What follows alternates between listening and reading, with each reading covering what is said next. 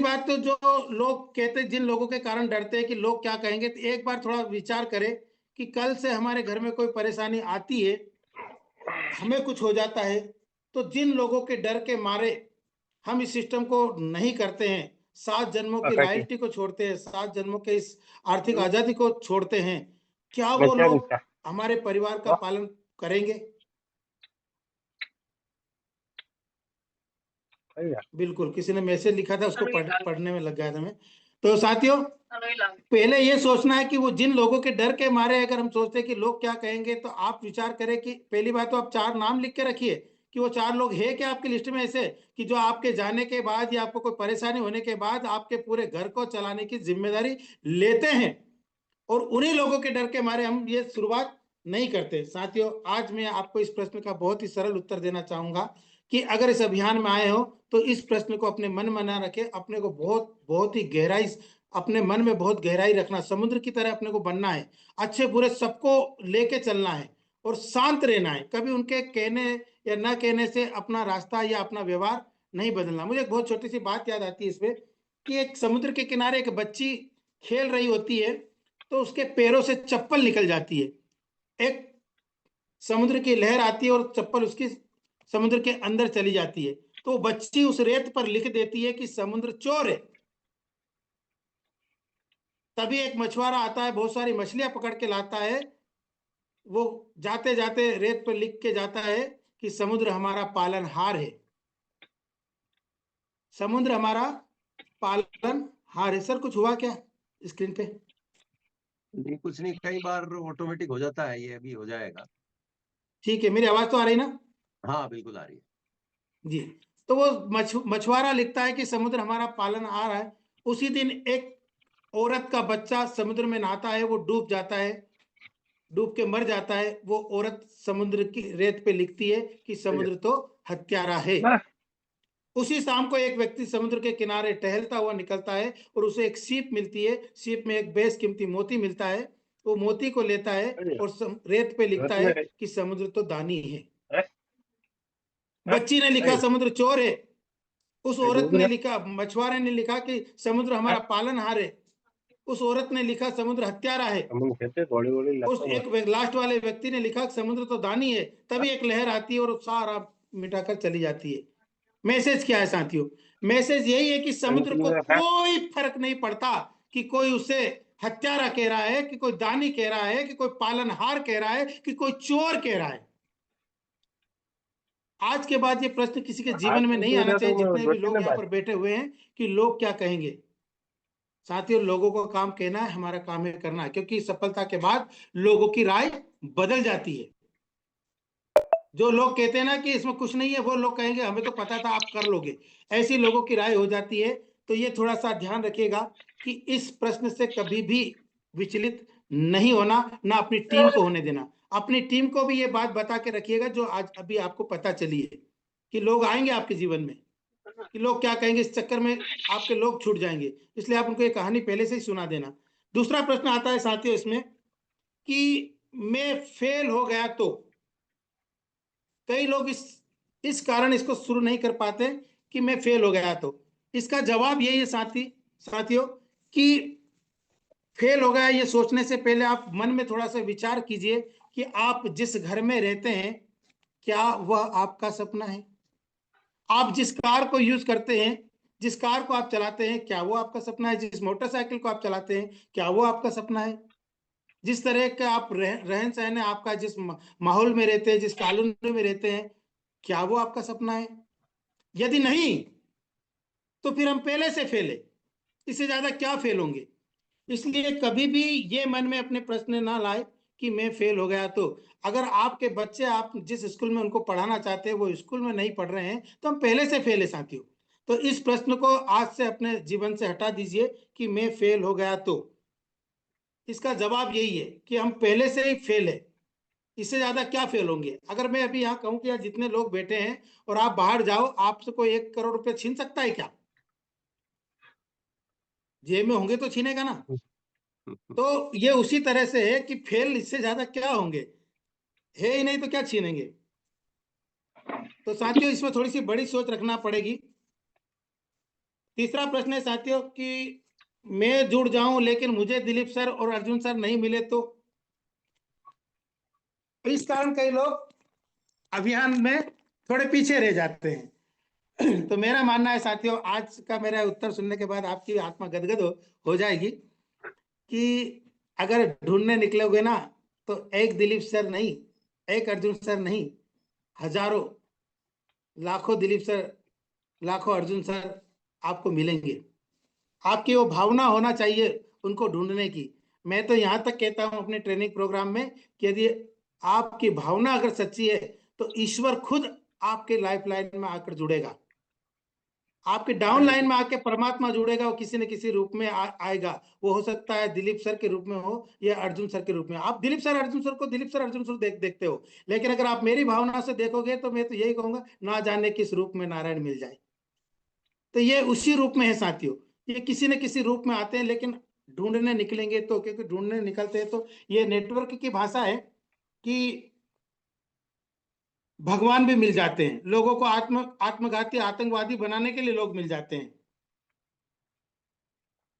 लोगों को आत्मघाती आतंकवादी बनाने के लिए लोग मिल जाते हैं। तो क्या हमको सफलता के लोग नहीं मिलेंगे? बिल्कुल मिलेंगे साथियों, अच्छे को अच्छा मिल ही जाता है। बस ये है कि अगर आप अच्छे ढूंढना चाहते हो तो आपको खुद को अच्छा बनना पड़ेगा। मुझे बहुत अच्छी बात याद आती है कि गुरु द्रोणाचार्य ने इनकी शिक्षा खत्म होने के बाद, कौरव और पांडवों की शिक्षा पूरी होने के बाद अर्जुन और युधिष्ठिर को बुलाया, और अर्जुन और युधिष्ठिर को कहा, अर्जुन को कहा, सॉरी, युधिष्ठिर और दुर्योधन को बुलाकर कहा, युधिष्ठिर को कहा कि तुम जाओ और मुझे दो व्यक्ति ऐसे लेके ढूंढ के लेके आओ जो बहुत बुरे हैं। युधिष्ठिर से कहा कि जो बुरे व्यक्ति हो, जो सबसे ज्यादा बुरे व्यक्ति हो, उसे ढूंढकर मेरे पास लाओ, ये मेरी गुरु दक्षिणा है। और दुर्योधन से कहा कि तुम मेरे पास दो व्यक्ति अच्छे ढूंढ के लाओ, जो सबसे अच्छे हैं उनको मेरे पास ढूंढ के लाओ, तुम मेरे मेरे लिए, तुम्हारे लिए ये आज्ञा है। दोनों गए ढूंढने। साथियों, युधिष्ठिर आया और नमन किया गुरु जी को, और गुरु जी से कहा, माफ करिएगा गुरु जी, मैंने पूरा भारतवर्ष घूम लिया, पूरी धरती पे घूम लिया, लेकिन मुझे कोई बुरा व्यक्ति नहीं मिला। मुझे जितने भी मिले सब अच्छे व्यक्ति मिले, तो मैं नहीं ला पाया। दुर्योधन को कहा कि भाई तुमको कहा था दो अच्छे व्यक्ति को ढूंढ के लाओ। उसका जवाब यही था कि गुरुजी, मैंने पूरे धरती को छान लिया, लेकिन मुझे कोई भी अच्छा व्यक्ति नहीं मिला। मैसेज क्या है साथियों?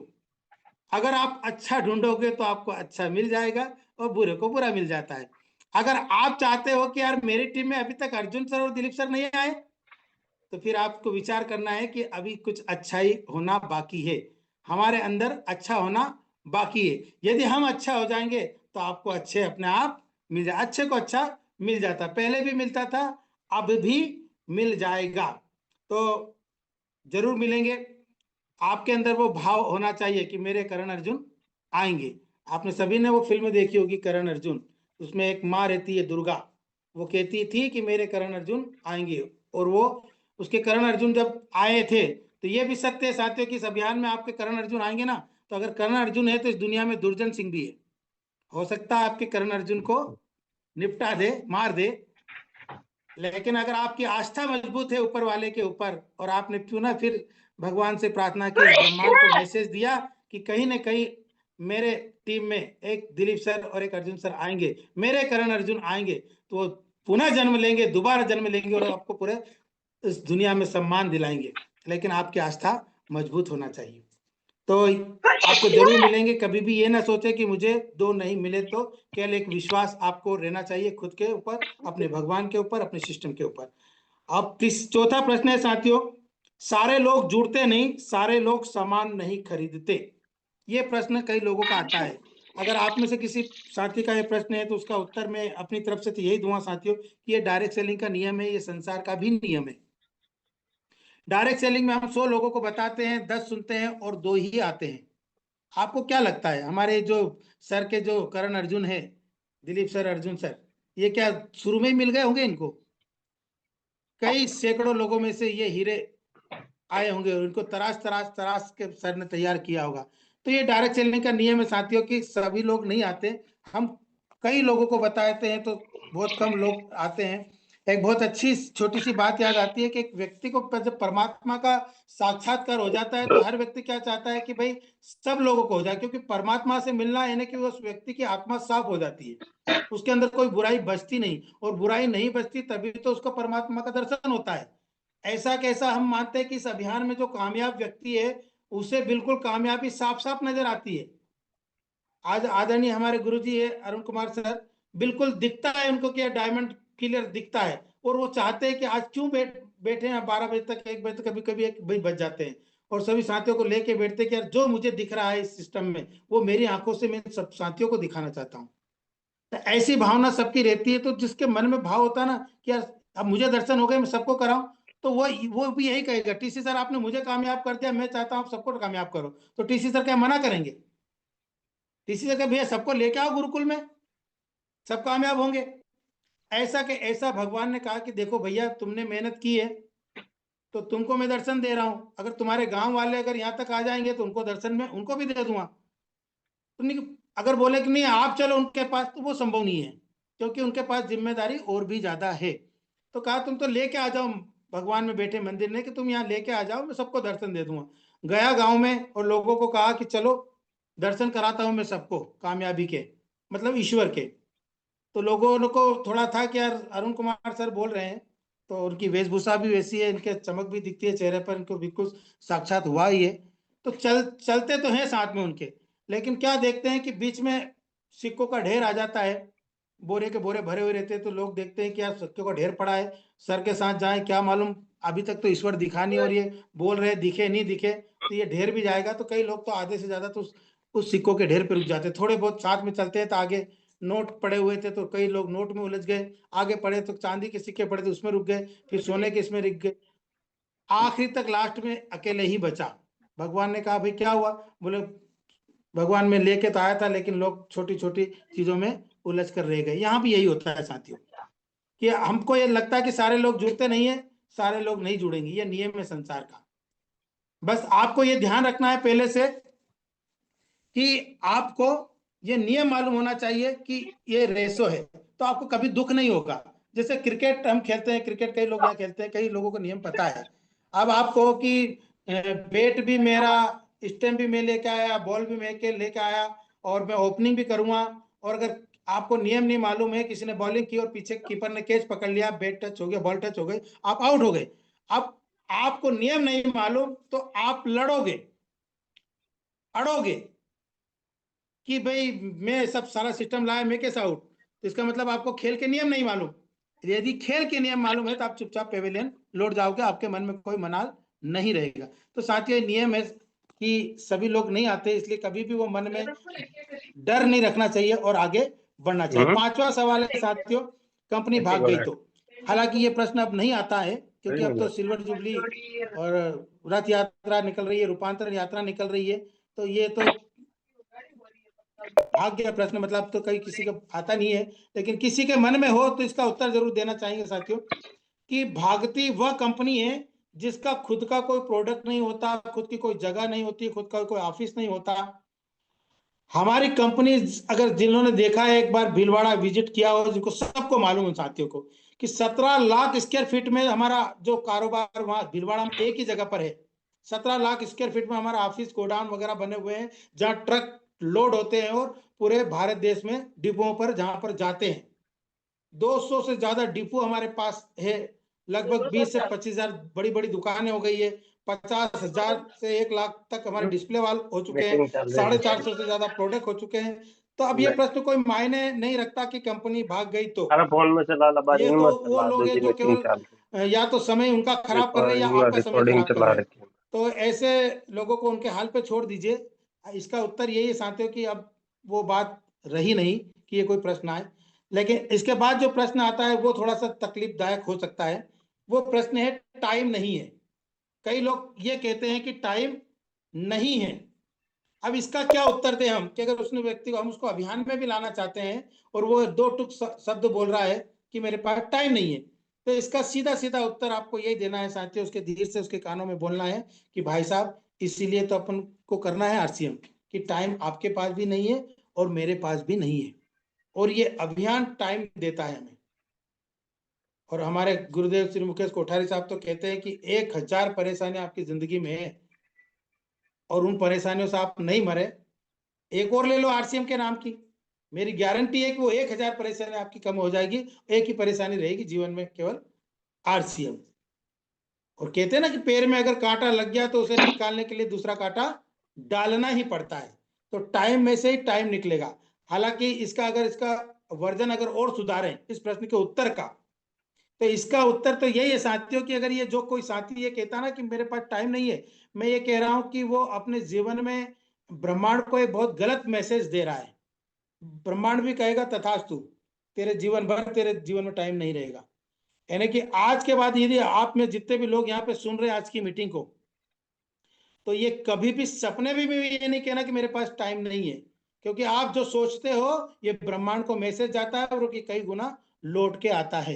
और ये गलतियां हम कई सालों से करते आ रहे इस अभियान के अंदर, हमारे अंदर लोग नहीं जुड़ते, मेरी आइडिया टर्मिनेट हो गई है, हमने ऐसा बोल बोल के हमने इतना नेगेटिव माहौल तैयार कर दिया है। आज के बाद अगर जो भी साथी सुन रहे हैं, मेरा आप लोगों से हाथ जोड़कर निवेदन है, और मैं आदरणीय अरुण कुमार वैष्णव सर को साक्षी मानकर ये बात आपको कह रहा हूं कि आप ये बात करके देख लीजिए। आज के बाद ये कहना बंद कर दीजिए कि मेरे इसमें आइडिया टर्मिनेट हो रही है, कि हमारे लोग नहीं समझते हैं, कि हमारे लोग आरसीएम को नहीं समझ रहे हैं, कि लोग सुन नहीं, हमारे लोग बहुत अच्छे हैं, मेरी आइडिया भी टर्मिनेट आइडिया भी चालू हो रही है, अब लोग जुड़ते जा रहे हैं। मैं एक जो ज्वाइनिंग कभी हो रही थी वो आगे रह के फोन आ रहे हैं। ऐसा आपको सोचना है हर पल हर सांस में, इसको अपना मंत्र बना लेना है, यानी कि पूरा उल्टा करना जितना अभी तक करते आए हो आप। अभी तक हम सब यही गलती करते आए हैं कि हमारे यहाँ लोग नहीं जुड़ते, नहीं सब जुड़ते हैं। आज के बाद ब्रह्मांड को गलती से भी ये मैसेज नहीं जाना चाहिए कि हमारे यहाँ लोग सुनते नहीं है, नहीं साहब, बहुत शानदार पूरे भारत में माहौल बन चुका है, एक बड़े अभियान के रूप में बन चुका है, और सब लोग आगे रह के आ रहे हैं। हर जगह सम्मान मिल रहा है आरसीएम को, आरसीएम के लोगों को सम्मान मिल रहा है। जो लोग दूसरी गली में चले जाते तो वो आगे रह के आ रहे हैं, और इसके लिए पहले से ही परमात्मा को धन्यवाद देना शुरू कर देना है। तो सारे लोग आएंगे भी सर साथियों, इसमें टाइम का समस्या खत्म हो गई आपके इस प्रश्न का। अगला प्रश्न है साथियों, लोग कहते हैं कि सारे लोग मीटिंग में नहीं आते, ये भी कोई छोटा सा प्रश्न है, तो इसका उत्तर भी छोटा सा ही है कि देखिए, ईश्वर की मर्जी के बगैर पत्ता भी नहीं हिलता, तो सारे लोग मीटिंग में कभी भी नहीं आएंगे। अभी हमारे जो जूम का सेशन है 500 लोगों का है केवल, और लगभग 350 लोग तो हो चुके थे, अभी कुछ लोग चले गए हैं क्योंकि दिन भर रील देखने के चक्कर में उनका डाटा खत्म हो गया होगा, तो ब्रह्मांड भी कहता होगा तथास्तु, तो इसलिए वो चले गए। इसमें हम कुछ नहीं कर सकते, लेकिन जो लोग मालूम था कि आज मीटिंग खास होने वाली है, उन्होंने अपना डाटा बचा कर रखा है, डाटा को बेटा मानकर जो भी उपयोग कर रहे हैं, उनके जीवन में दिन पे दिन प्रोग्रेस हो रही है, रूपांतर होता जा रहा है। तो साथियों जो लोग मीटिंग में नहीं आते ना, मतलब सारे लोग मीटिंग में नहीं आते, ये कोई प्रश्न नहीं है, ये परमात्मा की मर्जी है। अब जिसको 60 साल घिसना है, वो कितना भी कुछ कहे, वो अरुण कुमार सर कहे, चाहे लीलाधर कुशवाहा कहे, चाहे अर्जुन सर कहे, दिलीप सर कहे, परमात्मा खुद भी आके कह देगा तो कुछ नहीं हो सकता। तो ये ऊपर वाले की मर्जी है कि सारे लोग नहीं आते, अगर सारे लोग आ जाए तो फिर हमको 1000 की आईडी लेना पड़ेगी, इसलिए जो चल रहा है वो बहुत बढ़िया है। तो ये प्रश्न अपने मन में कभी ना लाए कि लोग नहीं आते, क्योंकि लोग तो वही आएंगे जिसके 9 के 9 ग्रह अच्छी दृष्टि से जिसको देखे, वही लोग मीटिंग में आ पाएंगे। और ये भी सत्य है कि जो लोग मीटिंग में आ रहे हैं, आज देख लीजिए उनकी कितनी प्रोग्रेस हो रही है, उनका हर महीने पिन बदल रही है, उनकी ग्रोथ हो रही है, वही लोगों की ग्रोथ हो रही है जो मीटिंग में आ रहे हैं। और जो नहीं आ रहे हैं उनका थोड़े दिन बाद तो वो टर्मिनेट हो जाएंगे। तो आप ये मन में जरा सा भी मन में ना रखे भ्रम कि सारे लोग मीटिंग में नहीं आते, ये ऐसे ही चलेगा। अगला प्रश्न है साथियों, सामान महंगा है, ये कई लोगों का प्रश्न हो सकता है। आज इसका उत्तर मैं आपको बहुत ही सरल शब्दों में देना चाहूंगा। हालांकि हमारे इस अभियान में कोई सा भी प्रोडक्ट महंगा नहीं है, यदि वो तुलना सही प्रोडक्ट से कर रहे हैं। गलती क्या करते हैं कि कई लोग गधे की तुलना घोड़े से, घोड़े की तुलना गधे से कर लेते हैं। तो आपको गधे की तुलना गधे से करना चाहिए, घोड़े की तुलना घोड़े से करना चाहिए। तो यहाँ पे सामान महंगा नहीं है। कई लोग कहते हैं साहब आपका आरसीएम का तेल महंगा है, अब वो खाते हैं पाम ऑयल खाते हैं, मतलब जहर की तुलना अमृत से करते हैं। तो यहाँ पर आपको थोड़ा समझाना पड़ेगा साथियों, आपको बहुत ही सरल शब्दों में ये कहना है कि भाई साहब हमारा तेल महंगा नहीं है, बहुत सस्ता है। और मुझे एक बात का जवाब दीजिए, आपकी जान सस्ती है क्या? अगर आपको ऐसा लगता है कि हेल्थ कार्ड तेल महंगा है तो आपकी जान सस्ती है क्या, आपका परिवार की जान सस्ती है क्या? वो कहेगा नहीं। तो फिर आप कैसा कह सकते हो कि ये सामान महंगा है? नहीं साहब, आरसीएम का सामान बहुत अच्छा है, सस्ता नहीं है। और अच्छी चीज सस्ती मिलती भी नहीं है। ये अच्छी चीज है जो हमारे परिवार के लिए, हमारे स्वास्थ्य के लिए, हमारी समृद्धि के लिए, हमारे देश के लिए, हमारे समाज के विकास के लिए, सुख समृद्धि और वैभव का वास है इस प्रोडक्ट में। तो हमारा प्रोडक्ट बहुत अच्छा है, तो इसकी तुलना तो हम बाजार की तुलना से कर ही नहीं सकते। कि कहते ना कि एक बार स्वामी विवेकानंद विदेश गए शिकागो की यात्रा पर, वहां किसी ने, अंग्रेज ने उनसे प्रश्न कर लिया कि बताइए आपके यहाँ कौन सी नदी का पानी अच्छा है? तो स्वामी जी ने कहा यमुना नदी का। तो वो अंग्रेज कहता है कि आप भारत का प्रतिनिधित्व करने के लिए आए हो और आपको तो हमें लगता है कोई जानकारी नहीं है। बोला क्यों? हमने तो सुना कि भारत में गंगा का पानी अच्छा है। तो स्वामी जी कहते हैं भैया आपने पानी का पूछा है, और हमारे यहाँ गंगा का पानी पानी नहीं है, वो अमृत है, और अमृत की तुलना पानी से नहीं की जा सकती। Very good. तो हमारा प्रोडक्ट तो परमात्मा का प्रसाद है साथियों। ये हमारा प्रोडक्ट प्रोडक्ट नहीं है, हमारे जीवन की फैक्ट्रियां हैं। बीसी सावड़ा साहब कहते हैं कि ये हमारा प्रोडक्ट की, इसकी तुलना तो किसी से कर ही नहीं सकते, ये तो परमात्मा का प्रसाद है। हमारी माँ की तुलना हम किसी हीरोइन से, हेमा मालिनी से थोड़ी कर सकते। तो प्रोडक्ट की तुलना तो कर ही नहीं सकते, क्योंकि हमारा जो प्रोडक्ट है इससे घर से लक्ष्मी आती है और बाजार के प्रोडक्ट से घर से लक्ष्मी जाती है। तो इसका उत्तर साथियों यही है कि हमारा सामान बहुत ही सस्ता है, अच्छा है, और कई लोगों का जीवनदायिनी कह सकते हैं। कैसे? ऐसे हजारों उदाहरण, अगर आप गुरुकुल में आएंगे तो कई ऐसे उदाहरण देखने को मिलेंगे आपको कि किसी को कैंसर की बीमारी थी, हमारे प्रोडक्ट का उपयोग करने से कैंसर ठीक हो गए। मेरे सामने कल एक केस आया, हमने पेशेंट को दिया था, उसका फोन आया कि बोले सर गामा दो दो दिया था आपने, बोला था, बोले वो कैंसर उसका मुंह का ठीक हो रहा। अरे मैंने कहा ये तो ब्रह्मांड काम कर रहा, मैंने तो केवल यही बोला था ब्रह्मांड से कि भगवान मैं दे रहा हूँ, ठीक हो जाना चाहिए जो भी है। लेकिन एक महीना भी नहीं हुआ और रिजल्ट आ गया। तो ये परमात्मा का प्रसाद, आरसीएम का प्रोडक्ट तो ऐसा है साथियों कि इससे तुलना तो करना ही गलत है। यदि कोई तुलना कर रहा है इसका मतलब ये है कि वो अपनी मम्मी की तुलना, मतलब फिल्म स्टार से या किसी हीरोइन से कर रहा है, तो उसकी तुलना नहीं की जा सकती। अगला प्रश्न है साथियों, 9वां प्रश्न है, मेरे रिश्तेदार मेरे दोस्त मेरी बात नहीं मानते। हो सकता है कई साथी जो यहाँ बैठे हुए हो उनका यह प्रश्न हो कि मेरे दोस्त मेरे रिश्तेदार मेरी बात नहीं मानते। देखिए इसमें दो चीज होती है साथियों। पहली तो ये कि जो व्यक्ति आरसीएम अभियान में आया है, अब वो इस अभियान में बड़ा काम करना चाहता है, और वो चाहता है कि लोग मेरे अभियान में जुड़े, मेरी टीम में जुड़े, और जल्दी जल्दी मेरी ग्रोथ हो, बड़ी बड़ी पीन आए। तो ये तभी होता है जब उसने जीवन में कुछ अच्छे काम किए हो। यानी कि कई बार बिना किसी लालच के, बिना किसी उसका ये काम होते हुए उसने लोगों की मदद की हो, तो वो व्यक्ति इस अभियान में कई लोगों को फटाफट ला सकता है। लेकिन जिसने जीवन में कभी भी किसी स्वार्थवश किसी की मदद ही नहीं करी हो और वो आरसीएम अभियान में आ जाता है और वो कहे कि मैं ऐसा कुछ कर दूंगा, तो वो होता नहीं है ऐसा। ये सभी सीनियर साथी जानते हैं कि इनके इनकी टीम में कई ऐसे धुरंधर आए हैं कि जो बड़े बड़ी पोस्ट पे रहे, और जब इस अभियान में आए ना तो दो व्यक्ति उनके साथ में नहीं आए। क्यों? क्योंकि लोगों ने उनके साथ, जब वो जीवन में काम जिस पोस्ट पे थे, तो वहां उन्होंने उस पोस्ट पर भी अपना फायदा उठाया है, बिना स्वार्थ के लोगों की मदद की नहीं। यहाँ पे एक मेरे इस प्रश्न को याद करने के लिए छोटी सी बात बताना चाहूंगा। उंगली माल की कहानी सबको मालूम होगी साथियों। उंगली माल जो डाकू था, वो जहां रहता था, वो उसने प्रण लिया था कि मैं 1000 लोगों को वध करूंगा, और उनकी उंगलियां काट के गले में पहनता था। वो जहां रहता था ना, उसकी माँ कभी कभी जाया करती थी उससे मिलने के लिए। लेकिन जब उसका गिनती पूरी हो गई ना, तो उसकी माँ ने भी जाना बंद कर दिया कि ये आखिरी इसका बचे एक दो लोग, कहीं इसका प्रण पूरा करने के लिए मेरे मुझे नहीं मार दे। तो उसकी माँ ने भी जाना बंद कर दिया। एक दिन महात्मा बुद्ध का उधर से गुजरना हुआ, तो उनके शिष्य ने कहा कि महाराज जी, गुरु जी, आप इधर से ना जाए। बोले क्यों? बोले इधर उंगली माल रहता है, और उसने प्रण किया है कि मैं इतने लोगों को मारूंगा, और वो जो भी जाता मार देता है। तो भगवान बुद्ध कहते हैं कि भाई अगर तुम नहीं कहते तो हो सकता है मैं यहाँ नहीं जाता, लेकिन अगर अब तुमने कह दिया है तो मैं अपना रास्ता नहीं बदलूंगा। वो संत क्या जो अपना रास्ता बदल दे? यानी कि यदि कोई आदमी, कोई डिस्ट्रीब्यूटर, कोई आरसीएम सेवक ये संकल्प लेता है कि मैं आरसीएम अब छोड़ूंगा नहीं, 5 साल करूंगा, मैंने अरुण कुमार वैष्णव सर को सुना है, और वो कुछ दिन बाद छोड़ देता है, तो फिर वो क्या आदमी है?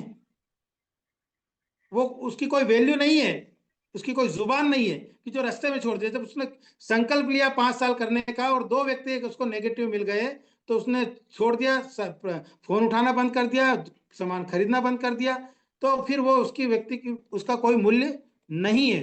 तो संत ने भी कहा कि वो संत संत क्या जो अपना रास्ता बदल दे, मैं जाऊंगा, उसको मेरी जरूरत है। और गए, वो गए तो वो दूर से चिल्लाया, कह रहे तुम इधर कहाँ आ रहे हो, तुम जानते नहीं मैं कौन हूँ, मैं उंगली मार लूं, मैं मार दूंगा तुम्हें। तो उन्होंने कहा ठीक है, आता हूं पास में तुम्हारा, देखते हैं, तुम भी छतरी मैं भी छतरी, कौन किसका वध करता है। गए पास में गए, उसका तेज सहन नहीं कर पा रहा था डाकू, उंगली मार गया, पास में गया तो उसने फरसा उठाया और बोले मैं तुम्हें मार दूंगा। बोले हाँ मार देना, लेकिन मेरा एक बात मानेगा? बोले बोल। भगवान बुद्ध ने कहा देखिए पास में पेड़ दिख रहा है, इसकी एक टहनी काट सकता है क्या तू तेरे इस हथियार से?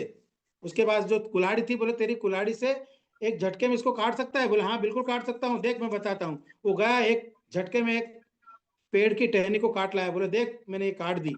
तो भगवान बुद्ध ने कहा चल ठीक है, अगर तेरे में हिम्मत है तो इसको जोड़ के दिखा। वो कहता जोड़ के दिखा? हाँ, बोले तेरा शक्ति है ना तेरे अंदर, तो जोड़ के दिखा। तो वो बोला कि मैं इसको काट सकता हूँ, जोड़ नहीं सकता। भगवान बुद्ध ने कहा यही तो मैं तुझे शिक्षा देने के लिए आया हूँ बेटा, काटना बहुत आसान है लेकिन जोड़ना बहुत कठिन है। Very good. जोड़ वही सकता है जिसने कुछ पहले से जोड़ा हो, किसी को संभाल के रखा हो। जीवन भर जिसने काटने का काम किया है वो जोड़ पाएगा? नहीं जोड़ पाएगा। वो चरणों में गिर गया और भिक्षाम देही बोधम शरणम गच्छामि हो गया। साथियों, भगवान बुद्ध का शिष्य बना और भगवान ने फिर उसको भिक्षा लेने के भेजा उसी गांव में, कहा जहाँ के लोगों को उन्होंने काटा था, लोगों ने उसे मारा पीटा। अब जिन लोगों के परिवार के लोगों को उसने मारा है, और वहां अगर वो भिक्षा लेने जाएगा तो कोई भिक्षा देगा क्या? सबने उसे मारा, दुत्कारा। ऐसा ही होता है हमारे साथियों के साथ कि उनको हम इस अभियान में लाते हैं कि हमारा पवित्र अभियान है, ये अच्छा अभियान है, और वो लोग जाते हैं किसी को जोड़ने, तो फिर उनको फिर लोग पत्थर मार के भगा देते हैं, क्योंकि उन्होंने पहले किसी का अच्छा किया नहीं होता है। तो वो वापिस आते रोते गाते। लेकिन अगर आपके गुरु की शरण में आ जाएंगे वापिस, तो वो वापिस आपको कोई ना कोई रास्ता बताएंगे। तो इसके प्रश्न का उत्तर मेरे ख्याल से सभी साथियों को मिल गया होगा साथियों, कि आपको अच्छे से अच्छा बनना पड़ेगा। और अगर आप चाहते हैं कि आपके दोस्त, आपके रिश्तेदार आपकी बात माने, तो पहले कुछ खुद करके दिखाना पड़ेगा। और ये भी सत्य है कि हम जहाँ रहते हैं, जिस मिट्टी में, जिस गांव में जहाँ रहते हैं, वहाँ की मिट्टी, वहाँ का वातावरण या वहाँ का गांव, वहां से आप रोजी रोटी कमा सकते हैं। लेकिन अगर बड़ी कामयाबी चाहिए तो हमको बाहर निकलना पड़ेगा। और हम एक बल्ब भी अगर लेने जाते हैं किसी दुकानदार के पास 10 रुपए का, तो उसको कहते हैं कि जला के दिखा, हम उस पर विश्वास नहीं करते हैं, उसको कहते हैं कि जला के दिखा। तो फिर आपके रिश्तेदार, आपके दोस्त आपकी बात क्यों माने? अगर आप चाहते हैं कि आपके दोस्त, आपके रिश्तेदार आपकी बात माने, आपके साथ जुड़ जाए, तो पहले आपको कामयाबी लाकर दिखाना पड़ेगी। और मैं तो यही कहता हूं साथियों कि जिस दिन तेरी फतह का परचम इस जहां में लहराएगा, जिस दिन तेरी फतह का परचम इस जहां में लहराएगा, क्या धरती क्या आसमान, सारा हिंदुस्तान जुड़ जाएगा, सारा हिंदुस्तान जुड़ जाएगा। जुड़ेंगे जब आपके आभा मंडल आपका हो ऐसा हो जाएगा ना, जब आप सुबह के गुरुकुल में आएंगे, लोगों, वो एक आभा मंडल ही अलग होता है, मुझे कहने की जरूरत नहीं है, अगर उसमें चले जाएंगे तो फिर समय बहुत हो जाएगा। अगला प्रश्न आता है साथियों, सारे काम मैं ही क्यों करूं? कई साथियों के मन में प्रश्न रहता है कि ये जूम मीटिंग भी मैं अटेंड करूं, और कई सर की मीटिंग रखूं तो वहां कुर्सियां भी मैं लगाऊं, लोगों को बोलने भी मैं जाऊं, फिर माइक की व्यवस्था भी मैं करूं, पानी की व्यवस्था भी करूं, सारे काम मैं क्यों करूं? तो साथियों इसका उत्तर एक ही है, कामयाबी किसको चाहिए? अगर कामयाबी आपको चाहिए तो जिम्मेदारी भी आपको ही लेना पड़ेगी। इस अभियान में, इस अभियान की बात करें या दुनिया में कहीं किसी भी जगह अगर बड़ी कामयाबी चाहिए तो जिम्मेदारी लेना पड़ेगी। ना हालात आपके हिसाब से होंगे, ना लोग आपके हिसाब से होंगे। बहुत एक अच्छे लीडर को सुना था, उसने कहा था कि आपको उस व्यक्ति से बात करना है जो आपसे करना नहीं चाहता, और आपको उससे वो बात करना है जो आपसे करना नहीं चाहता। आपको उस व्यक्ति से मिलना है जो आपसे मिलना नहीं चाहता।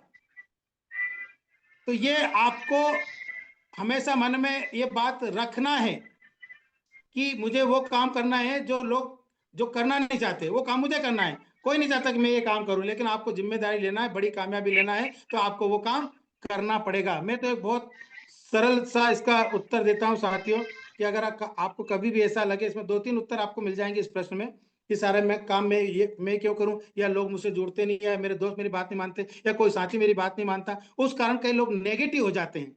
इन सब प्रश्नों का उत्तर एक बहुत छोटा सा मैंने बहुत पहले सीख लिया था, और उसको कुछ दिन तक मैंने अपनाया भी सही। आपको भी बहुत अच्छा लगेगा।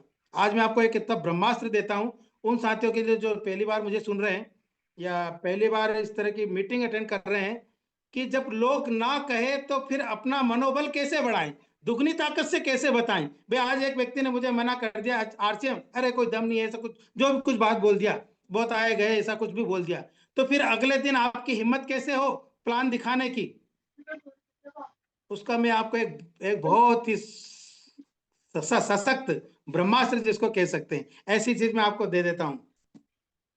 एक छोटी कैंची रखना साथियों अपने जेब में, है ना, मूछ के बाल काटने की जाती है ना, वो वाली, और एक कागज का टुकड़ा अपनी जेब में रखें हमेशा, ऊपर वाली जेब में छोटी कैंची जो अपने ऊपर के जेब में पैकेट में आ जाए, उसको रखे, उसमें छोटी कैंची रखे, और उसमें अपने एक सिर का बाल भी रखे, अपने सिर का बाल रखे। अब कोई कहे कि कोई गंजा हो व्यक्ति, तो आंख का बाल रख ले कहीं का भी, और कोई भी मना कर दे, अरे मुझे आरसीएम में नहीं जुड़ना, तो आपको क्या करना है, उसके घर से बाहर निकल के आना है, अपनी पुड़िया निकालना अपनी जेब में से, उस कैंची को निकालना, और अपना जो सिर का जो बाल तोड़ा था ना आपने, एक टुकड़ा, बहुत सारे बाल है, एक टुकड़ा तोड़ा, उसमें से एक छोटा सा टुकड़ा करना है, उसको हथेली में लेना है और एक ऐसा फुक्का मारना है, फू, और क्या बोलना है कि तेरी ना मेरे इस बाल के छोटे से टुकड़े के बराबर भी नहीं है। आप सोचिए परमात्मा ने कितनी ना सुनने की ताकत दी है, पूरा शरीर ही भरा हुआ है। तो डरना नहीं है साथियों किसी की ना से, किसी की ना, हमारे बाल के टुकड़े के छोटे, और एक टुकड़े में आप कम से कम 100 ना सुन सकते हो, एक बाल कर लो, छोटा सा टुकड़ा तोड़ना जो दिख जाए, मतलब आपको दिख जाए, उसको थोड़ी पता ना है कि मैं तेरे साथ क्या करने वाला हूँ बाहर निकल के।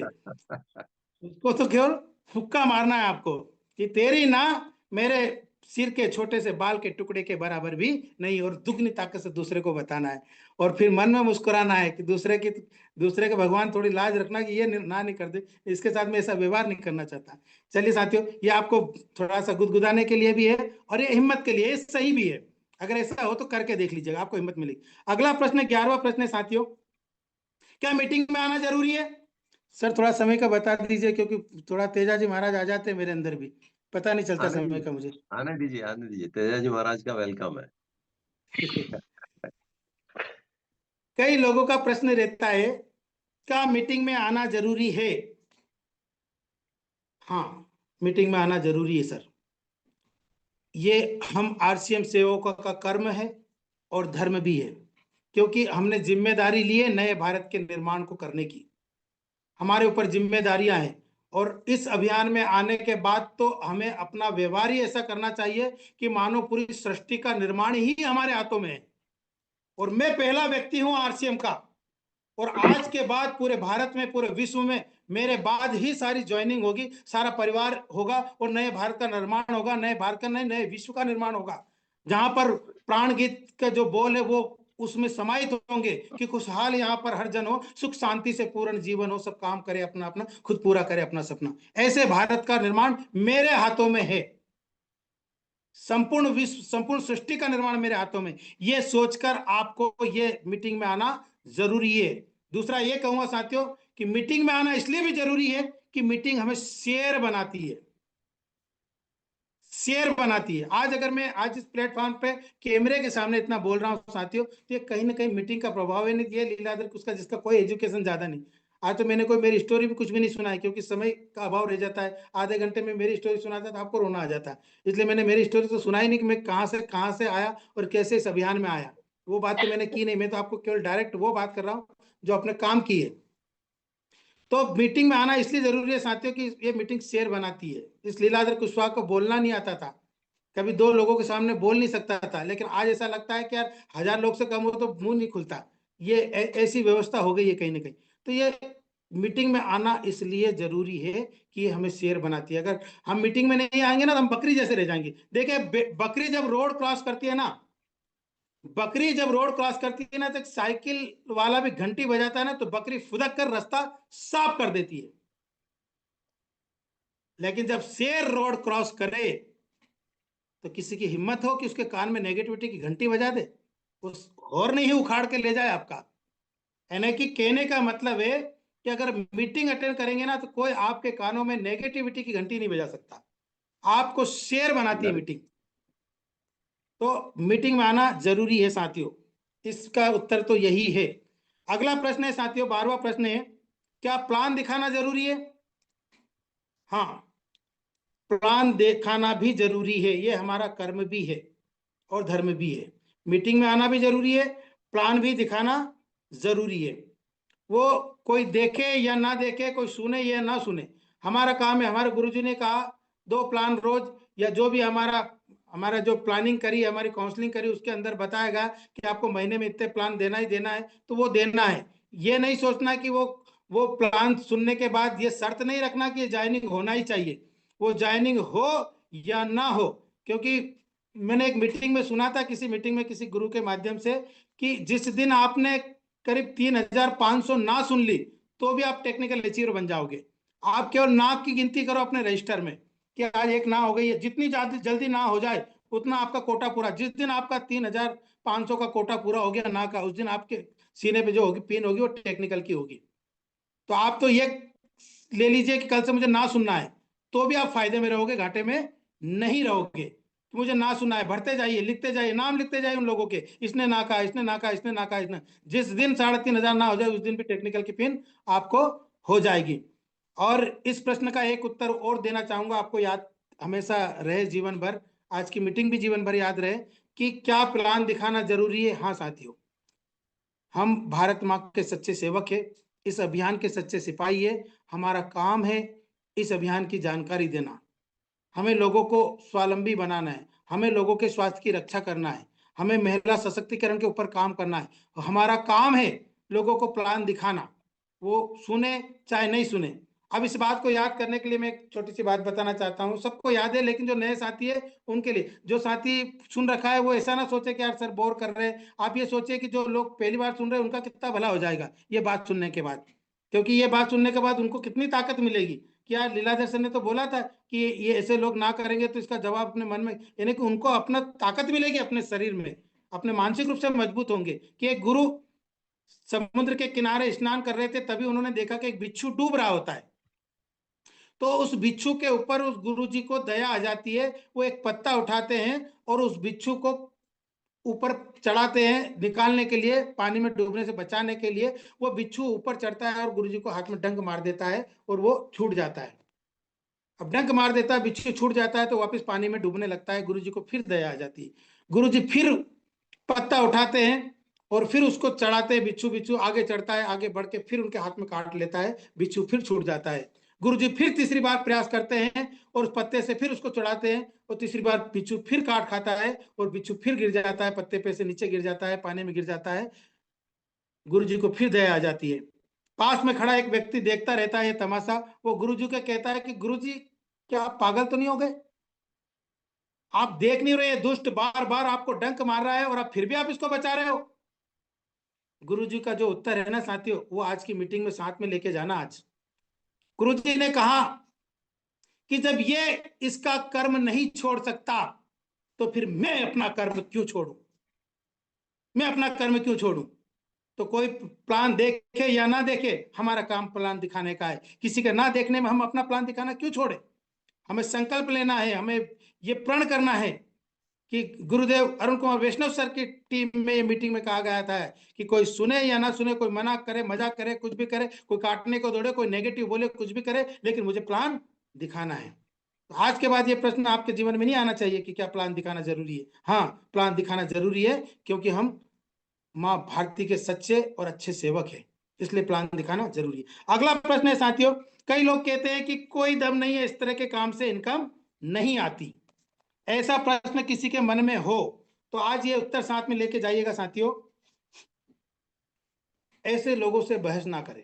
पहली बात तो, कई लोग आपकी जिंदगी में आते होंगे और प्लान तो आपने किसी और को दिया होगा, लेकिन जिसको प्लान दिया बेचारे को, उसको तो अच्छा समझ में भी आ गया, वो राजी भी हो गया, कल वो सामान लेने वाला है, अपने साथ खरीदी करने वाला है, लेकिन उसने किसी अपने पड़ोसी से, रिश्तेदार से राय ले ली और उसने कह दिया कि अरे इसमें कोई दम नहीं है, और फिर वो उसके साथ में ले जाता है। अरे बोले तुम इसको बता रहे हो, हमने कहा मेरे मामा ने किया था, मेरे फूफा जी ने किया था, मेरे मेरे मासा जी ने किया था, मेरे रिश्तेदार ने किया था, और बहुत सालों तक किया उन्होंने, कोई दम नहीं है। ऐसा अगर प्रश्न आपके जीवन में आए तो आपको क्या करना चाहिए?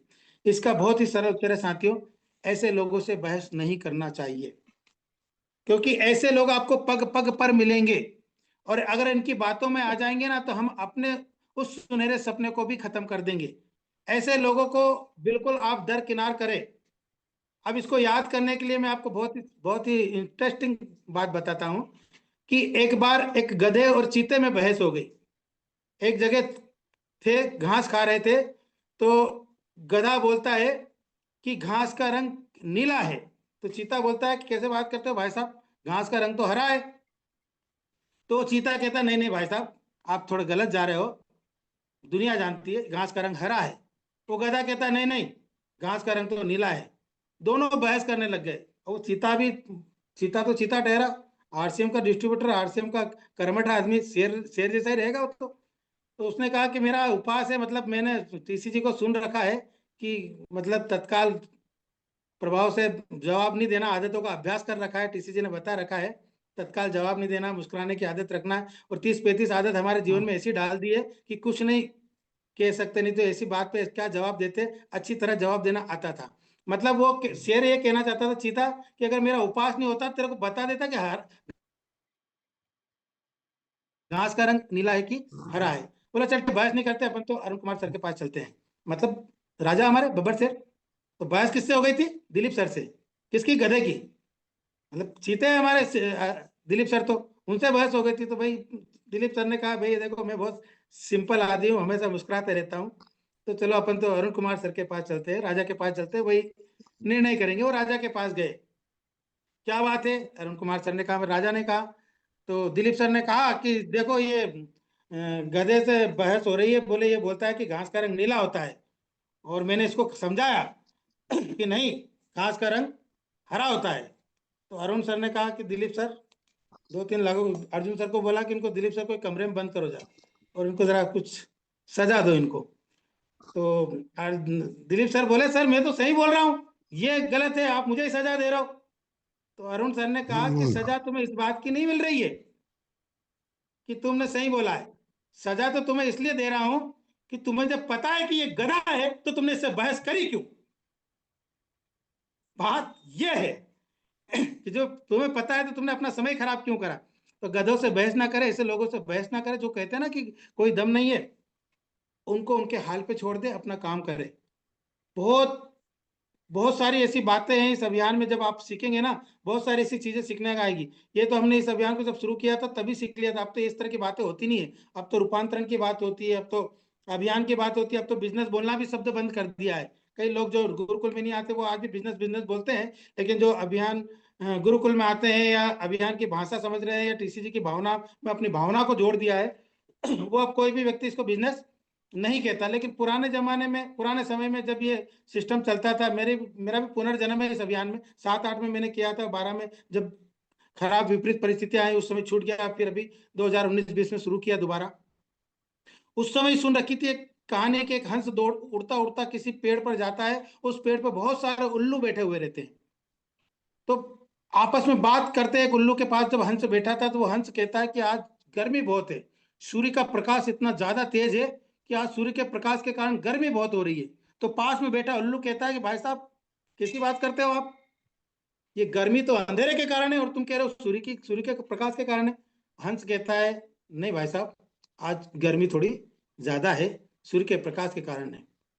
तो 2-3 उल्लू और आ गए पास में, वो कहते हैं कि क्या हो गया। तो पहला उल्लू कहता है कि बोले ये कहीं से आए हैं और ये कहते हैं कि सूर्य की गर्मी के प्रकाश के कारण गर्मी हो रही है। तो वो उल्लू भी इसके ऊपर झपट पड़े, क्यों भाई साहब मैं हमारे आदमी को गलत शिक्षा दे रहा हूँ आप। बोले क्यों, मैंने कहाँ गलत बोला, मैं तो सत्य बोल रहा हूँ। बोले अंधेरे के कारण गर्मी हो रही है, तुम कह रहे हो सूर्य के प्रकाश के कारण गर्मी हो रही है। और उसको मारने दौड़े साहब उस हंस को। वो बेचारा अपनी जान भगा के दूसरे पेड़ पे गया जहां पे कुछ हंस बैठे थे। और उसको घबराया हुआ देखा तो बोले क्या हुआ? अरे बोले मैं वहां बैठा था, मैंने वहां बोल दिया कि आज गर्मी बहुत है सूर्य के प्रकाश के कारण, तो वो तो मुझे मारने लगे, ये कैसे लोग हैं? तो दूसरे हंस ने समझाया कि अरे भाई, तुमको पता नहीं, वो उल्लू है, और उल्लुओं को दिन में दिखता नहीं है, तुम वहां बैठे क्यों थे ऐसे लोगों के बीच में? तो मेरा आपसे हाथ जोड़ के निवेदन है साथियों, कि जब भी कोई ऐसे लोग बोले ना कोई दम नहीं है, मन में सोच लेना सारे उल्लू है, इनको दिखता नहीं है, चुपचाप उठ के आ जाओ और अपनी बात वहां रखो जहां दमदार लोग मिले। तो ये 13वां प्रश्न था साथियों कि कोई दम नहीं है, उनके लिए बहुत सारी ऐसी बातें हैं, लेकिन मैं जल्दी जल्दी करना चाहूंगा। अगला प्रश्न है साथियों, कई लोग कहते हैं कि मेरे रिश्तेदारों ने ये बिजनेस किया था, उनका कुछ नहीं हुआ, ऐसे प्रश्न भी आते हैं। क्योंकि मैं आज एक भी प्रश्न नहीं छोड़ना चाहूंगा साथियों, यहाँ जितने भी लोग हैं सबके उत्तर मिलेंगे, कोई किसी के मन में प्रश्न नहीं रहेगा, ये मेरा वादा है, कोई जरा सा भी आपके अंदर नहीं रहेगा, अगर रहे तो आखिरी में पूछ लेना।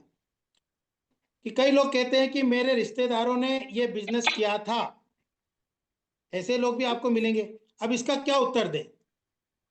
भाई आप तो अभी कर रहे हो, वो नया आदमी है, उसको बड़ा अचीवमेंट भी नहीं है। अब दिलीप सर, अर्जुन सर और जो भी यहाँ टेक्निकल अचीवर साथी है, उनके पास तो ये प्रश्न आता नहीं है, क्योंकि उनको तो दिखाने के लिए है कि देखिए 1 लाख रुपए आ रहे हैं, और अगर मार्च का स्टेटमेंट बता दिया तो उसकी आंखें फटी की फटी रह जाए कि ये देख 1 साल का बोनस सहित इतना बड़ा चेक आया है।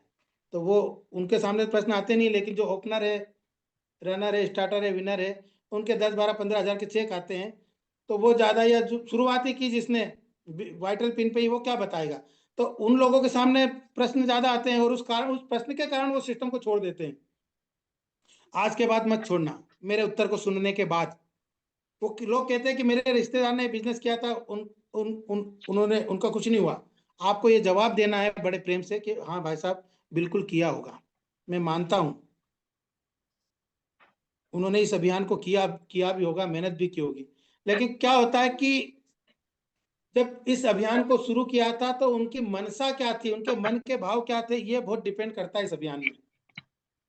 कि उन्होंने लोगों को ज्वाइन किया था, मेहनत की थी, किस तरह से किया था, उनका इंटेंशन क्या था, उनका इरादा क्या था, उन्हें कामयाब करना था या अपने को कामयाब होना था। ये बहुत सारी चीजें इसमें मायने रखती है। एक व्यक्ति सिगरेट पीते हुए ध्यान करता है, और एक ध्यान करते हुए सिगरेट पीता है, काम तो एक ही कर रहे सिगरेट पीने का, लेकिन दोनों को फल अलग अलग मिलेगा। काम क्रिया भले ही एक है, लेकिन दोनों को फल अलग अलग मिलेगा। तो इस भाव से उन्होंने किया। कहते हैं कि महात्मा अपनी आत्मा में लीन होकर तपस्या कर रहे होते हैं अपनी कुटिया में, तभी वहां पर एक शेर और एक भालू आ जाता है, और शेर उस महात्मा को खाना चाहता है, और भालू उनको बचाना चाहता है।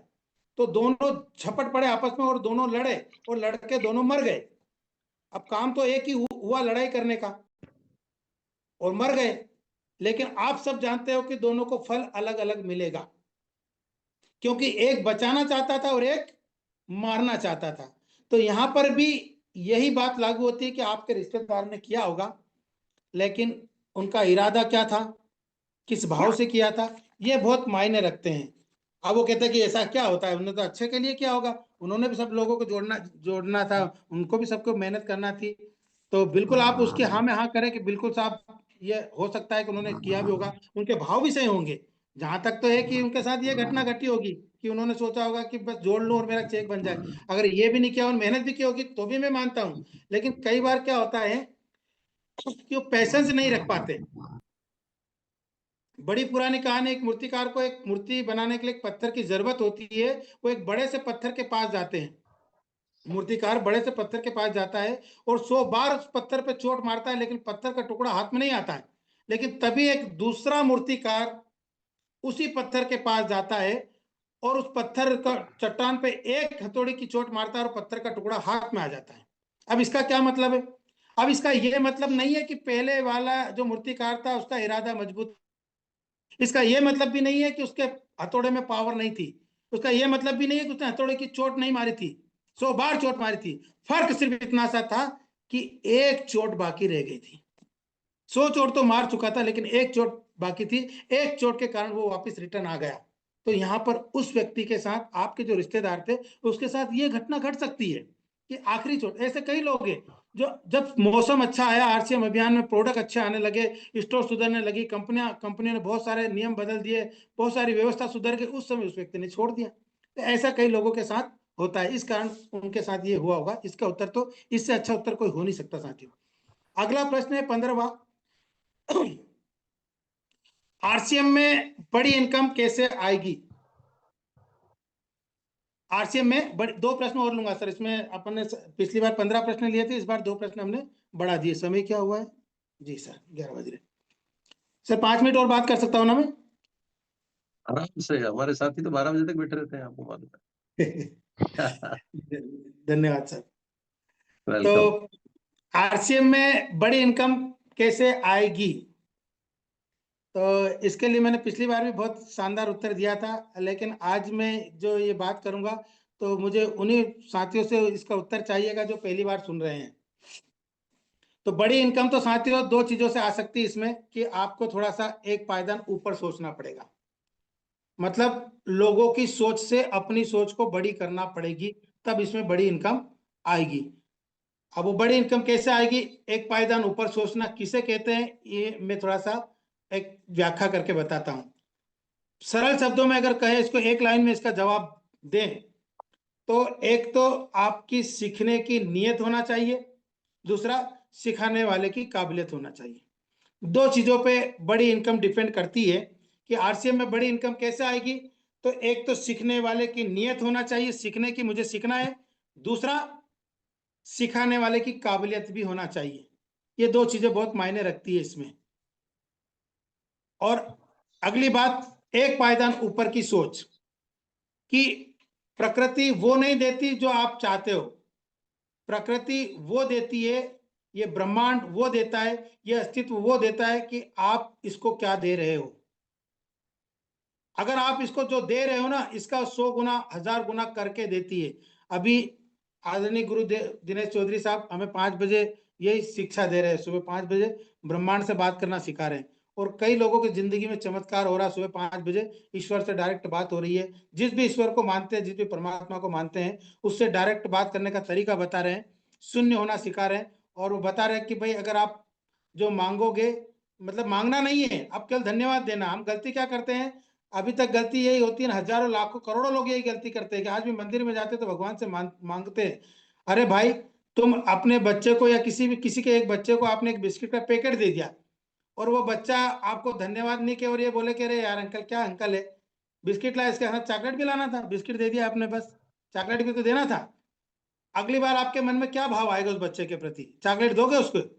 आपको कहोगे कितना नालायक बच्चा है, बिस्कुट का पैकेट दिया मैंने इसे, तो इसे मुझे धन्यवाद बोलना चाहिए, ताकि अगली बार किट लेके आऊं या इसमें साथ में चॉकलेट भी लेके आऊं। हम क्या गलती करते हैं? हम यही गलती करते हैं। हमको भगवान ने इतना अच्छा अभियान दे दिया, इतना अच्छा जीवन दे दिया, इतने अच्छे लोग दे दिए, उसका धन्यवाद ना करते हुए भगवान मुझे ये दे दे, भगवान मुझे वो दे दे। भगवान भी कहता है कि तेरे जीवन में यही रहेगा, जो दिया उसका धन्यवाद नहीं कर रहा है। तो साथियों, मैंने पहले मीटिंग की शुरुआत में कहा था कि आज से एक संकल्प जरूर ले इस लीलाधर कुशवाहा को सुनने के बाद, कि आज से ब्रह्मांड को केवल और केवल धन्यवाद देना है। धन्यवाद से धनवान बनना है, कि जो भी है उसके लिए धन्यवाद।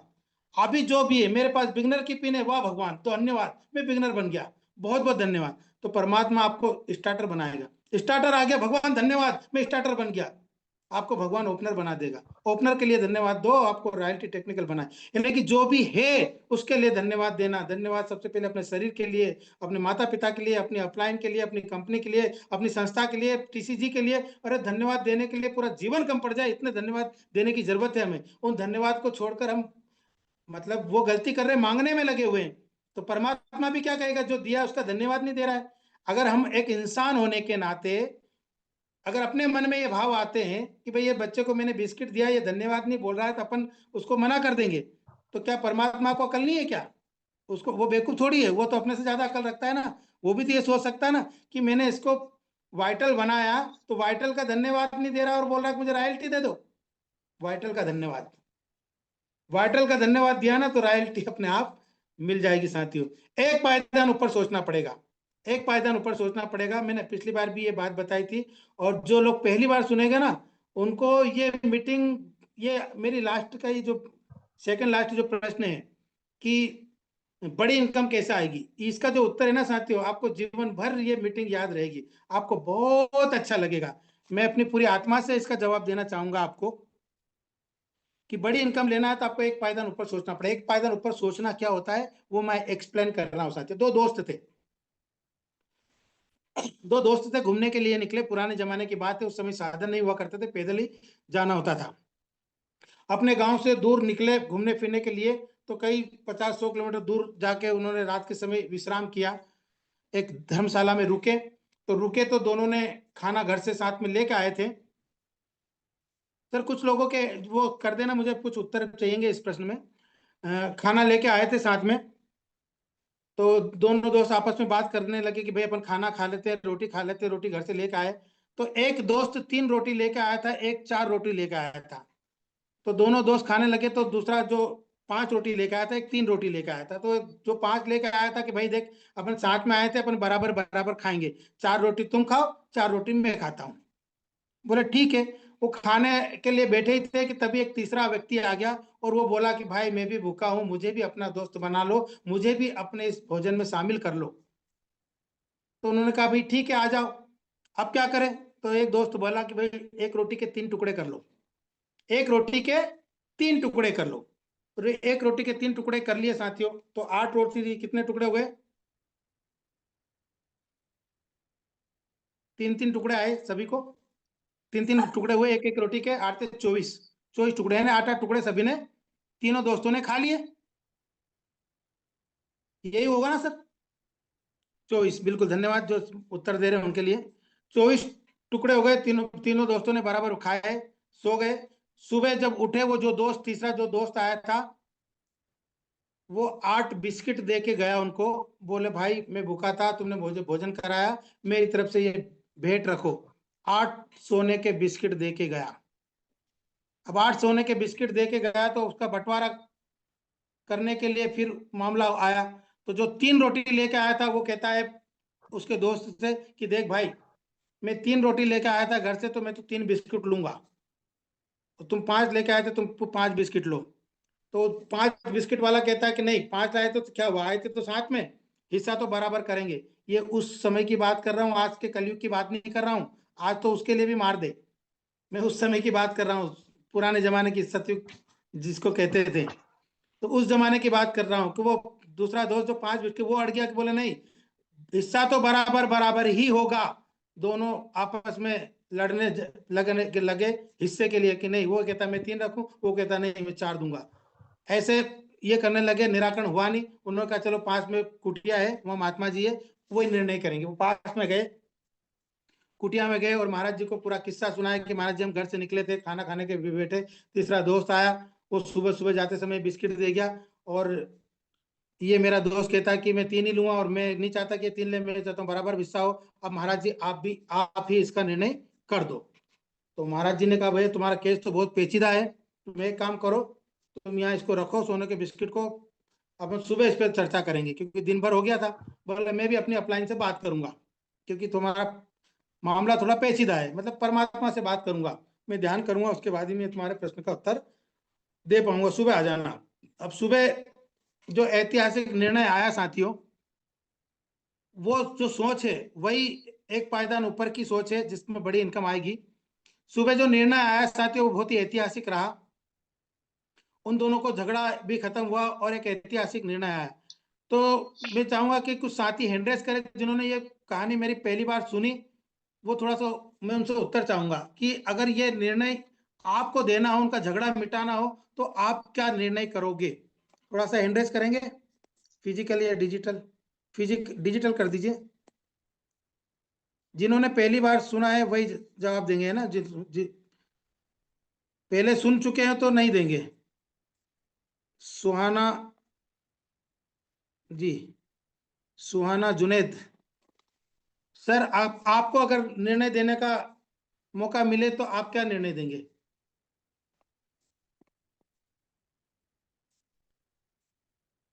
नहीं सुन पा रहे लोकेंद्र जी, आपको मैं अनम्यूट कर रहा हूं।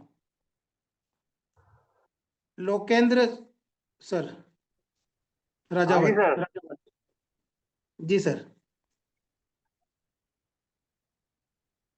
लोकेंद्र आवाज सुन पा रहे हैं मेरी? बिल्कुल सर, नॉलेज नहीं है। राजावत साहब, हाँ जी सर, आवाज तो आ रही है लेकिन हमें नॉलेज नहीं है इसका सर, क्या अच्छा, जवाब नॉलेज देंगे? नहीं है। नहीं नहीं, मैं आपसे इतना पूछ रहा हूँ कि वो 8 बिस्किट बांटना था और दोनों झगड़ा कर रहे थे कि वो कह रहा था मैं 5 लूंगा और वो कह रहा था 3 लूंगा। तो उनका अगर आपको, अगर उस उन महात्मा की जगह आप हो तो आप क्या निर्णय दोगे, उनका झगड़ा कैसे खत्म करोगे? निर्णय तो 4-4 देके करेंगे। 4-4 दे दोगे, ठीक है सर, धन्यवाद सर। प्रीति तोमर दीदी, प्रीति दीदी, आपको अगर निर्णय देने का मौका दिया जाए तो आप क्या निर्णय देंगे, कैसे झगड़ा खत्म करेंगे?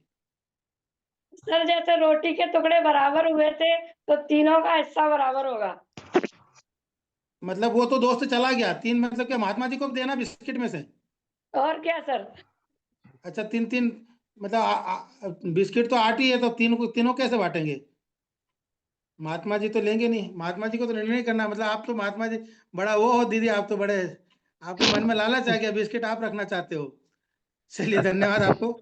सरोज कुमार जी, सरोज कुमावत,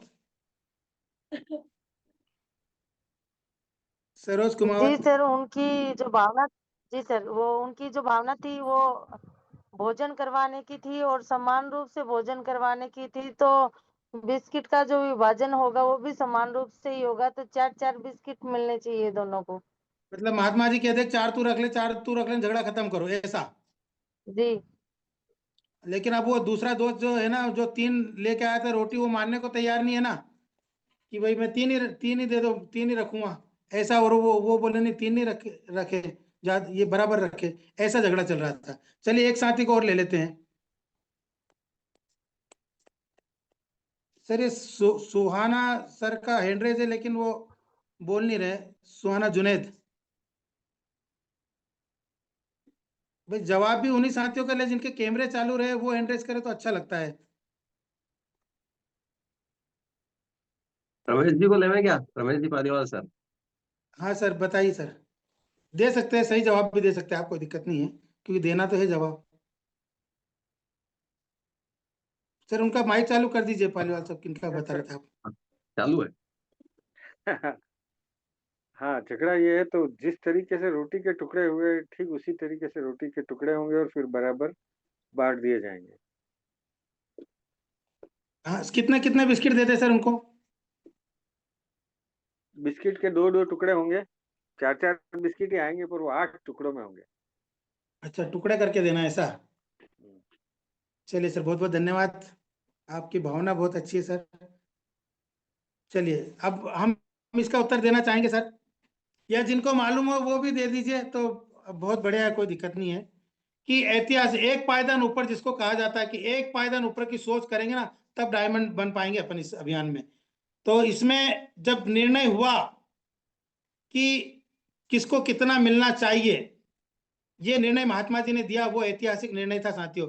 और जिस दिन से मैंने ये कहानी सुनी ना, उस दिन से मेरा इस अभियान को करने का इरादा, मतलब मेरे विचार ही बदल गए। और मैं बिल्कुल आपको आज दावे के साथ कह सकता हूं कि इसका उत्तर सुनने के बाद जो साथी आज यहाँ पूरे मानसिक रूप से बैठे हैं ना, उनका विचार भी आज के बाद तो बदल जाएगा इस उत्तर को सुनने के बाद। कि सर, कहाँ से ढूंढ के लाए थे लीलाधर जी को आप, कि इस प्रश्न का उत्तर लेके आए? बहुत शानदार, किसी ने दे दिया उत्तर, बहुत बहुत धन्यवाद। किसी साथी ने उत्तर दिया है इस पे, चैट बॉक्स पे। तो सर मैं उत्तर दे दूं इसका, अरुण सर? बिल्कुल बिल्कुल सर, वेलकम। जी जी। तो इसका उत्तर ये है साथियों, जब महात्मा जी ने उत्तर दिया कि किसको कितने बिस्किट मिलना चाहिए, तो आंसर आया एक दोस्त को 1 बिस्कुट और एक को 7 मिलना चाहिए। ये ऐतिहासिक निर्णय आया। अब आप सोच रहे होंगे कि ये निर्णय कैसे हुआ, एक को 1 बिस्किट मिलेगा, एक को 7। अब आप विचार करें, रोटियां कितनी थी? 8। एक एक दोस्त लाया था 3 रोटी और एक लाया था 5।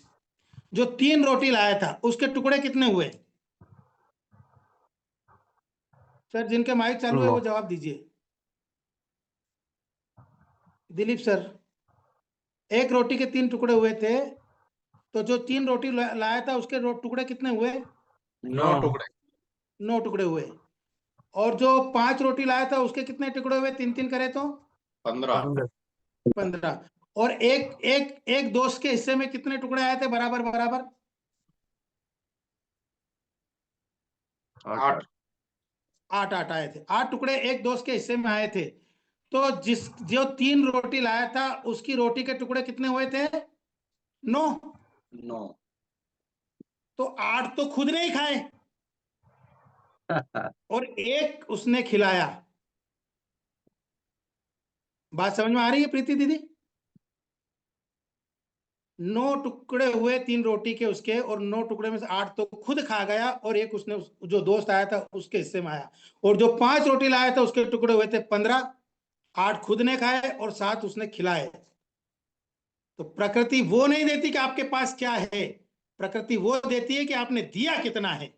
तो निर्णय हुआ 1 और 7, ये ऐतिहासिक निर्णय हुआ। इस अभियान में भी अगर बड़ी इनकम चाहिए तो आपको भी इसको इतनी शिद्दत से करना पड़ेगा कि टीसी सर जितना कह रहे हैं ना उससे कई गुना करके दिखाना पड़ेगा। एक बहुत अच्छी बात आती है सर, मैं रोक नहीं पा रहा हूं अपने आप को ये कहने से कि टाटा समूह जो है, टाटा समूह के जो सीनियर एग्जीक्यूटिव रहते हैं ना, वो दोपहर में जब लंच करते हैं ना, जो सीनियर साथी वो सब एक साथ लंच करते हैं, भोजन एक साथ करते हैं। तो उनमें एक जो साथी है ना, वो उनके साथ जब भी लंच का टाइम होता है वो गायब हो जाता है। उनके जो सीनियर थे एग्जीक्यूटिव जो थे वो गायब हो जाते थे उस समय। तो वो जो जितने भी 10-20 लोग थे वो कहते थे यार ये सर अपन सब खाना खाते हैं एक साथ और ये गायब हो जाते हैं, ये टिफिन नहीं लाते, क्या करते हैं क्या नहीं करते। बड़े बहुत दिनों तक ऐसा चलता रहा। तो एक बार क्या हुआ कि ये टाटा की जो एजेंसी लेते हैं ना डीलर, उनके डीलरों ने एक बहुत बड़ी 5 स्टार होटल में एक पार्टी दी और सब सीनियर एग्जीक्यूटिव को उसमें बुलाया। अब सीनियर एग्जीक्यूटिव सब गए, बड़ी 5 स्टार होटल में पार्टी थी, तो सब खाना खाने के लिए सब सेमिनार हुआ और खाना खाने के लिए जब सब तैयार हुए तो वहां भी वही स्थिति हुई कि सब तो खाना खाने में लगे और वो गायब। तो उस दिन सबका माथा खराब हो गया कि बोले आज ये सर क्या करते क्या है, आज चलो उनके पीछे पीछे चलते क्या करते हैं। तो कुछ साथी उस होटल में से निकलकर वो जो सर थे उनके पीछे पीछे गए। अब पीछे पीछे गए तो देखा कि वो एक ढाबे पे रुके हुए, ढाबे पे गए। अब ढाबे पे गए तो क्या कर रहे हैं, वो ट्रक ड्राइवरों से बात कर रहे हैं कि बोले तुमको ट्रक चलाने में कोई दिक्कत तो नहीं है, इसके गियर में कोई दिक्कत तो नहीं है, इसमें क्या अच्छा हो जाए तो क्या अच्छा हो जाए, इसी बात कर रहे हैं। उनका दिमाग खराब हो गया उनके साथियों का, उनके जो साथ में पीछे से देखने गए थे। बोले कोई व्यक्ति किसी कंपनी में इतनी शिद्दत के साथ भी काम कर सकता है क्या कि 5 स्टार होटल में खाना खाना है, पार्टी को छोड़कर ये ड्राइवरों से उनके रिव्यू ले रहा है कि तुमको चलाने में कोई दिक्कत तो नहीं आ रही है, गियर में कोई प्रॉब्लम तो नहीं आ रही है, कोई कांच में कोई प्रॉब्लम तो नहीं आ रही। ये खाना छोड़ के पार्ट इतनी शिद्दत से कोई काम कर सकता है क्या, ये बात। और वो जब वो जो बताते हैं ना, वो फिर वापस अपनी R&D टीम को वो सर बताते थे कि भाई इसमें ये सुधार करना ये सुधार करना, और वो सुधरवाते थे। ये बात जब टाटा के मेन हेड ऑफिस में पता चली कि ये जो व्यक्ति है ये हमेशा कई महीनों से इस तरह से कर रहा हो, उस दिन 5 स्टार होटल में ऐसा। तो जो उसका प्रतिफल जो मिला ना साथियों, वो क्या मिला मैं आपको बताना चाहूंगा इस कहानी के माध्यम से कि उस व्यक्ति का नाम था सुमन मोलगांवकर। सुमन मोलगांवकर जब इतनी शिद्दत से उस संस्था में काम करते हुए कि जब पार्टी को छोड़ के वो ड्राइवरों को व्यू ले रहा है, उन्होंने उसका प्रतिफल ये दिया कि उनका नाम अमर कर दिया। टाटा कंपनी ने एक गाड़ी लॉन्च की और उनके नाम का सुमन में से एसओ लिया, एसयू लिया, और उनके सरनेम में से एमओ लिया और टाटा सुमो नाम की गाड़ी लॉन्च कर दी और नाम अमर कर दिया। ये इतनी शिद्दत से करने के बाद होता है। आज हम भी इस अभियान में अगर इतनी शिद्दत से करें ना, तो कोई प्लान ऐसा बनाए, कुछ ऐसी डिजाइन करे कि टीसी सर अपना नाम दे दे उस प्लान को कि ये किसने किया था, बोले ये अरुण कुमार सर ने किया था, ये प्लान दिया था उनके नाम से। किसने दिया था, अर्जुन सर ने कहा था। ये दिलीप सर के दिमाग की उपज है कि इस अभियान को इतनी शिद्दत से उन्होंने सींचा है, अपना नाम दे दे। इस भावना से जब हम करेंगे ना, तब एक पायदान ऊपर की सोच उसे कही जाएगी, बड़ी इनकम तब आती है। मैं सेकंड लास्ट क्वेश्चन लूंगा साथियों। इसमें बहुत अच्छा प्रश्न है, 2 प्रश्न है, बहुत साधारण साधारण, हो सकता है किसी व्यक्ति के रह गए हो तो वो भी आ जाए, मैं उसी भाव से ले रहा हूँ। 16वां प्रश्न है, कई लोग कहते हैं अच्छा तुम इतनी पढ़ाई कर रहे हो, सब कुछ अच्छा है, आरसीएम का सामान जब इतना अच्छा है तो फिर आरसीएम की दुकानों पे भीड़ क्यों नहीं लगती? ऐसा भी प्रश्न करते हैं लोग। जब आरसीएम का सामान इतना अच्छा है तो फिर आरसीएम की दुकानों पे तो भीड़ लगना चाहिए। मैं कहता हूं कि सच सुनने की हिम्मत है? बोलता हाँ है। क्योंकि दारू की दुकान पे भीड़ देखी आपने? अगर गंदे नाले के पार भी हो ना, तो लोग गंदे नाले को पार करके अपने कपड़े को भी गंदा करके, पैर को गंदा करके के भी चले जाते हैं। तो मन की ये वो दुकान नहीं है जहां पर लोग गंदगी लेकर भी चले जाए घर में या बाहर। ये आरसीएम का पवित्र प्रोडक्ट है। यहाँ तक आने के लिए, दुकान तक आने के लिए आत्मा भी पवित्र होना चाहिए। और ये सदियों से चला आ रहा कि अच्छी चीज घर चलकर आती है और बुरी चीज लेने जाना पड़ता है। ये सच है। इसलिए लोगों की भीड़ आपको नहीं दिखाती। भीड़ वहां दिखाई देती है, आरसीएम की दुकानों पे नहीं दिखाई देती। आरसीएम की दुकानों पे भीड़ उनकी दिखाई देती है जिनकी आत्मा सही हो जाती है, जिनकी आत्मा में ये सिस्टम चला जाता है। टीसीजी के विचारों में अपने विचार मिला लेते हैं, उनकी आत्मा में अपनी आत्मा मिला लेते हैं। नए भारत के निर्माण की भावना जब मन में आ जाती है, तब जाके वो व्यवस्था होती है, तब जाके आपको ये भीड़ दिखाई देगी। तो ये सच सुनने की हिम्मत आप में होना चाहिए कि ये वो दुकान नहीं है कि जहां पर गंदगी को भी पार करके लोग लेने चले जाएं। तो ये 16 प्रश्न था साथियों। आखिरी प्रश्न मेरा है, हो सकता है किसी का हो ये प्रश्न, और उसके बाद अगर कोई प्रश्न हो तो अगर मेरे में सामर्थ्य होगा तो मैं कोशिश करूंगा उत्तर देने की, नहीं तो गुरुदेव है ही से हमारे बीच में। लास्ट प्रश्न है आज के मीटिंग का। आखिरी प्रश्न आता है कि अरे यार, जो पहले जुड़ जाते हैं ना उनको पैसा आता है, बाद में जुड़ते उनको नहीं आता। अगर ऐसा किसी का प्रश्न आता हो तो उसका उत्तर मैं देना चाहूंगा साथियों। उनको आपको सीधे सीधे जवाब ये देना, बोले यार भाई साहब आप बात तो सही कर रहे हो। अब जिनकी पहली शादी हो, पहले शादी हो गए, उनके बच्चे होंगे, अब शादी होगी उनके बच्चे थोड़ी होंगे। तो अरे भाई साहब ऐसा कैसे हो सकता है, शादी होगी बच्चे भी होंगे। तो भैया जब शादी होगी तो परिवार बढ़ेगा। तो ये आरसीएम अभियान है, यहाँ भी लोगों को लाने का अभियान है। हमारा जो रॉ मटेरियल है उसमें लोग हैं और लोग रोज पैदा होते हैं। तो जब तक ये दुनिया चलेगी तब तक लोग जुड़ते रहेंगे और लोग कामयाब होंगे। इसका उत्तर यही है साथियों। लास्ट में यही कहूंगा साथियों कि बिन जले भभूति नहीं और बिन चले अनुभूति नहीं। बिन जले अनुभूति नहीं, बिन जले भभूति नहीं और बिन चले अनुभूति नहीं। कोई चलता है पद चिन्हों पर और कोई पद चिन्ह बना देता है और रचता है इतिहास जगत में, वही दुनिया में पूजा जाता है, वही दुनिया में पूजा।